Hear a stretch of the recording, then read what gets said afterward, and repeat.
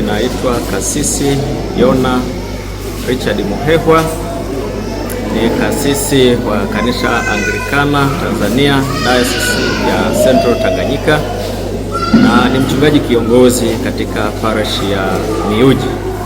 Neema ya mbinguni leo tunapotafakari sisi kama kanisa, maana yake tunajumuisha kuona upendo wa Mungu, lakini kuziona huruma za Mungu, lakini kuweza kuona uwezo aidha nguvu za Mungu. Safari ya Kwaresima kwa wakati mwingine wamebeba kama ni tafsiri wanayoona ni sehemu yenye maisha magumu, ama kipindi cha mateso, ama kipindi ambacho kina sehemu ya mateso, lakini kumbe ndani yake kipindi cha Kwaresima ni kipindi cha maisha ya furaha, ni kipindi cha maisha ya kuonyesha mioyo ya shukurani. Tunapozungumzia habari za neema ya mbinguni, kwamba maisha yetu kwa ujumla tunapojiona kwa wakati mwingine katika tafakari ya neno la Mungu, maana yake ni muda mzuri wa kutafakari na kuona upendo wa Mungu, kuziona huruma za Mungu. Kwa hiyo katika hayo tukisha tafakari kwetu, hatuna budi tena kuona hali ya unyonge, kuona hali ya udhaifu katika maisha yetu. Inatupelekea tusikie kuona furaha na faraja ndani ya maisha yetu. Neno la Mungu linasema, kwa maana jinsi hii Mungu aliupenda ulimwengu. Injili ya Yohana sura ile ya 3 na mstari ule wa 16. Kwa hiyo kama Mungu aliupenda ulimwengu, sisi maana yake ndiyo inayotupa sisi tuone kana kwamba Mungu ametupenda kwa kiwango gani. Kwa ajili ya hayo tunaweza tukapokea kwa moyo wa shukurani na moyo wa furaha, tukaona kana kwamba kipindi cha maisha yetu sio kipindi cha mzigo tena, ila ni kipindi cha furaha katika kipindi hiki cha Kwaresima.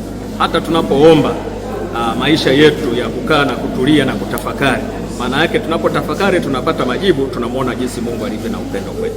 Kwa hiyo tunaona furaha yetu inakuwa ni kubwa, inaondoa unyonge. Lakini pia ni kipindi ambacho ndani yake ningependa kuasa watu wa Mungu kujisikia katikati ya maisha yetu bila kujivunia jambo lolote katikati ya maisha yetu. Kwenye Kwaresima kufunga na kuomba kwa wakati mwingine sio jitihada zako ambazo zinakufanya kana kwamba pengine umshawishi Mungu, bali ni sehemu ambayo inatupatia sisi kuona kana kwamba katika hayo yote tunayoyafanya tunavua majivuno yetu, tunavua majigambo ya namna mbalimbali, na kuona kana kwamba tunapokea sasa unyenyekevu katika kila jambo tunaloliona kwetu sisi. Tunaona kana kwamba ni upendo wake Mungu.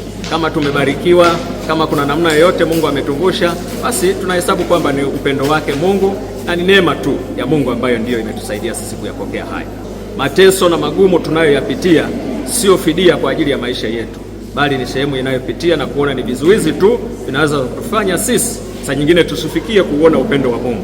Na kwa ajili ya sala na maombi tunayoyafanya inatufanya tuvuke na tushinde. Sadaka zetu iwe kwa utumishi wetu, iwe kwa kuwasaidia watu wengine. Hayo yanadhihirisha kwamba ni itikio letu kwa Mungu kwa ajili ya neema yake inayokaa katikati ya maisha yetu. Basi Mungu wa amani aliyemleta tena kutoka kwa wafu mchungaji mkuu wa kondoo kwa damu ya agano la milele, yeye Bwana wetu Yesu Kristo, awafanye ninyi nyote kwa wakamilifu katika kila tendo jema, mpate kuyafanya mapenzi yake. Baraka ya Mwenyezi Mungu Baba, Mwana na Roho Mtakatifu ikae kwenu daima, sasa na hata milele. Amen.